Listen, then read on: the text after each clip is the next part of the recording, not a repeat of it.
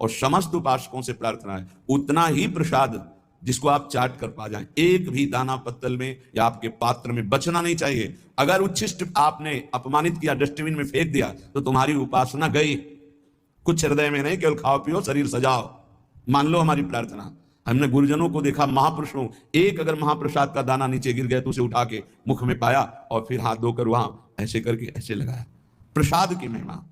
प्रसाद को देखते ही आसन से उठ खड़े हो जाना चाहिए। अगर बैठे प्रसाद है, खड़े हो गए, प्रणाम किया, 4 परिक्रमा की, तो कह रहे हैं इतने मात्र से ही उसके सारे पाप भस्म हो जाते हैं। दर्शत ही मन मोद बढ़ावत, परसत पाप हरत ही को। हृदय को निर्मल करके, निष्पाप करके मोद आनंद बढ़ाता है प्रसाद। यह दिव्य प्रसाद प्रिया पिय को।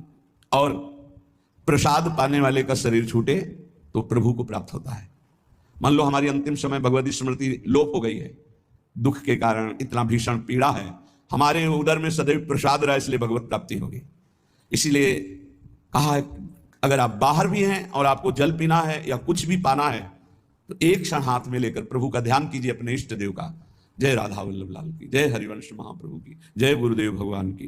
प्रभु आप हृदय मंदिर में विराजमान हो, भले मैं नहीं देख पा रहा हूं, आप ये भोग आरोग्य, जय हो।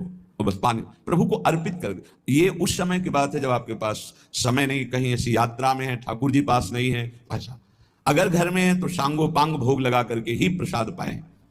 और एक उपाय बताया है कि जैसे आप कहीं बाहर जा रहे हैं तो आप राधा वल्लभ जी का भोग लगा लीजिए, किशमिश का, काजू आदि का, और वो रख लिया, एक किशमिश डाल दी, पहले अमनिया को अर्पित किया और फिर एक किशमिश डाल दी, पूरी थाल प्रसाद हो गई। पर उतने में ही डालिए जितना पाना है, जितना थाल में है एक दाना भी नहीं बचना चाहिए।